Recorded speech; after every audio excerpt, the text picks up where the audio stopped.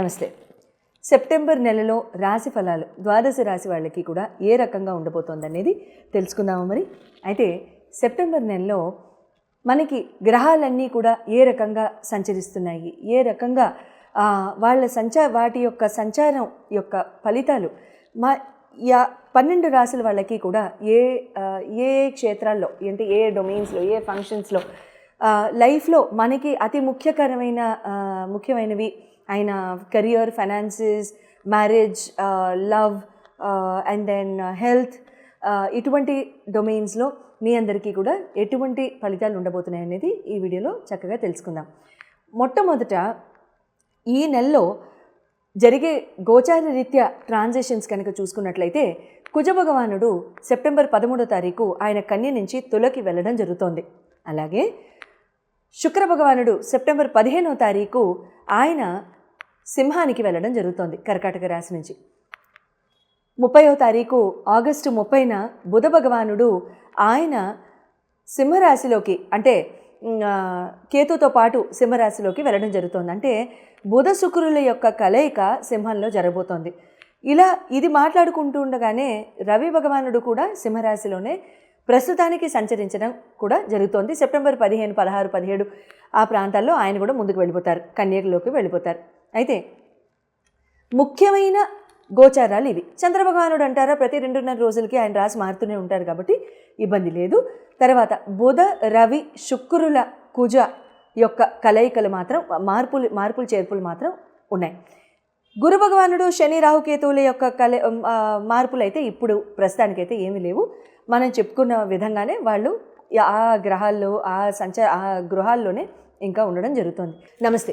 సింహరాశి వారికి సెప్టెంబర్ నెలలో ఏ రకంగా ఉండబోతోందో తెలుసుకుందాము. మరి సెప్టెంబర్ నెలలో గ్రహ సంచార రీత్యా అతి ముఖ్యమైన డొమైన్స్ మన లైఫ్లో like career and business, education, love, romance, marriage, health, immunity, personality ఏ రకంగా ఉండబోతోంది అనేది మనం చక్కగా ఇక్కడ తెలుసుకుందాం.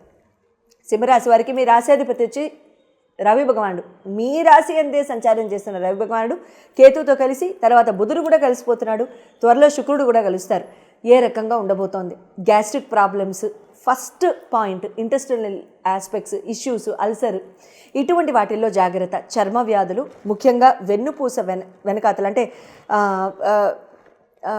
బ్యాక్లో వీపు మీద సెంటర్ పాయింట్లో అక్కడ మీకు ఏమైనా దద్దుర్లు రావడం కానివ్వండి, ర్యాషెస్ రావడం కానివ్వండి, ఇలాంటివి జరుగుతానికి అవకాశాలు ఉంటూ ఉంటాయి.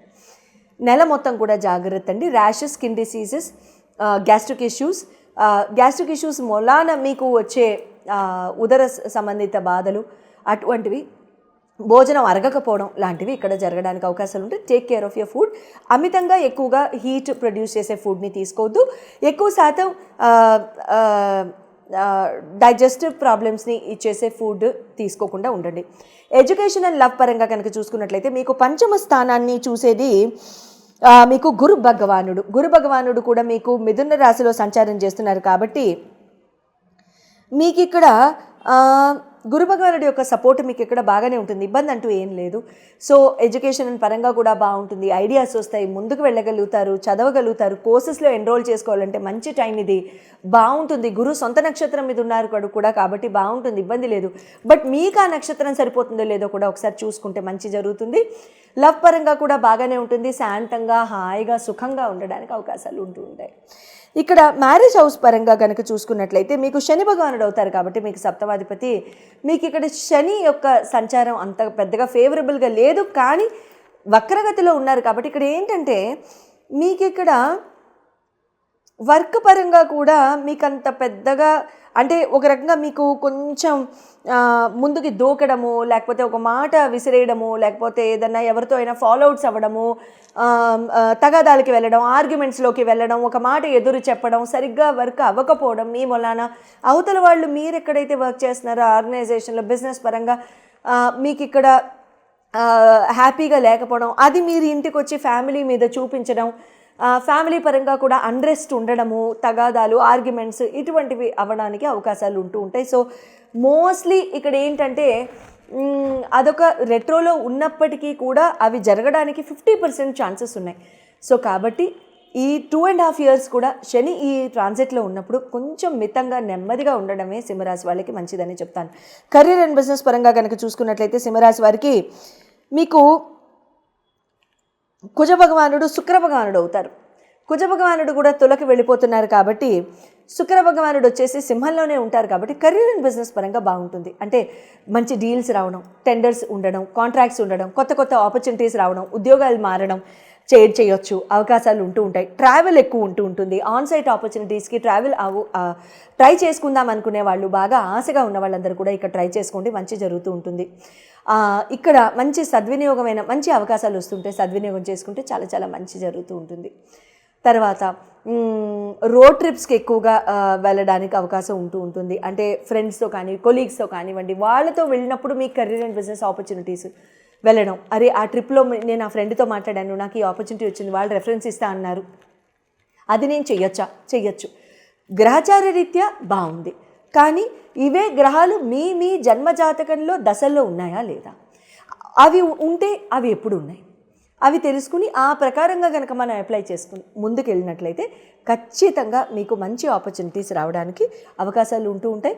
ఖచ్చితంగా మీరు ఆ టైంలో కనుక మారినట్లయితే మీకు ఫైనాన్షియల్గా గ్రోత్ ఉండడానికి, స్టేబుల్గా ఉండడానికి కూడా సంపూర్ణ అవకాశాలు వస్తూ ఉంటాయి.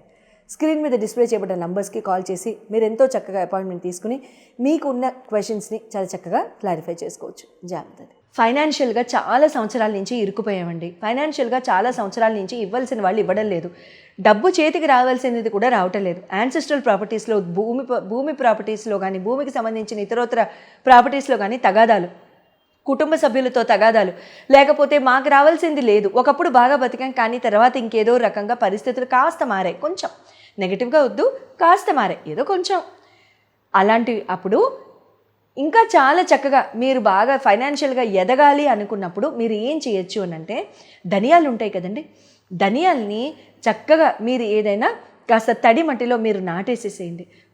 కొద్ది రోజుల్లోనే మొలకలు వచ్చేస్తాయి. ఆ మొలకల్ని కాస్త పెంచండి, ఆ ఎదగడం చూడండి. ఎన్ని రోజులు చూస్తారు? ఒక వారం రోజులు, ఒక 40 రోజులు అట్లా చూస్తూ ఉండండి. 15 రోజుల నుంచి 30 రోజుల వరకు అయితే తేడా కనపడుతుంది. ఆ 15 రోజుల నుంచి 30 రోజుల వరకు తేడా కనిపించిన తర్వాత ఎట్టి పరిస్థితుల్లో ఆ ధనియాల యొక్క మొక్కల యొక్క ఆ పాట్స్ ఉంటాయి కదా, ఆ పాట్స్ని తీసుకెళ్ళిపోయి ఆ మొక్కలతో పాటుగా మీరు ఏదైనా ప్రవహించే నీటిలో వేసేసేయండి. ప్రవహించే నీటిలో వేసేసిన తర్వాత దాన్ని మళ్ళీ అదే ప్రాసెస్ని మళ్ళీ రిపీట్ చేసుకోండి. ఇలా ఎన్నాళ్ళు చేయాలి? ఖచ్చితంగా ఒక 11 నెలల వరకు చేసుకోండి. ఇలా 11 నెలల వరకు చేసుకుంటే మీకు రావాల్సిన డబ్బు అందడం దగ్గర నుండి, మీకు ఉన్న భూమి తగాదాలు కానివ్వండి, యాన్సెస్ట్రల్ ప్రాపర్టీస్ యొక్క తగాదాలు కానివ్వండి, అన్నదమ్ముల మధ్యలో తగాదాలు కానివ్వండి, ఆస్తిపాస్తుల కోసం ఈ పెద్దవాళ్ళు కొట్టుకోవడం కానివ్వండి, ఏదైనా సరే అవన్నీ కూడా ఖచ్చితంగా తీరిపోయి మీకు రావాల్సిన డబ్బు అంతా వస్తుంది. తర్వాత మళ్ళీ చేసుకుంటూ ఉండొచ్చా? చేసుకోవచ్చు. కానీ ఊరికినే మన మొక్కల్ని వేస్ట్ చేయాల్సిన అవసరం లేదు.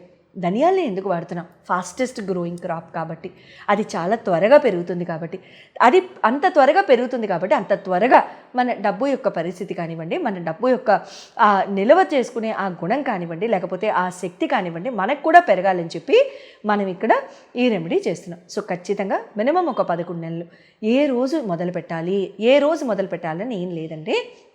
అమావాస్య రోజు కూడా మొదలు పెట్టచ్చు, ఇబ్బంది ఏం లేదు. మంగళవారం ఒక్క రోజు మొదలు పెట్టద్దు, ఎందుకంటే మళ్ళీ చేయాల్సి వస్తుంది. మళ్ళీ ఎప్పుడు చేస్తాము? మళ్ళీ పరిస్థితి మారితే చేస్తాం. ఎందుకు కోరుకోవడం? శుభంగా చేసుకోండి. మంగళవారం మంగళప్రదమైన రోజే. కాకపోతే ఏంటంటే తీర్చేసేవి ఏమన్నా ఉంటే మంగళవారం చేయాలి తప్ప పెంచుకునేది ఏమన్నా ఉంటే మాత్రం అలా చేయాల్సిన అవసరం లేదు. శుభం భూయాత్.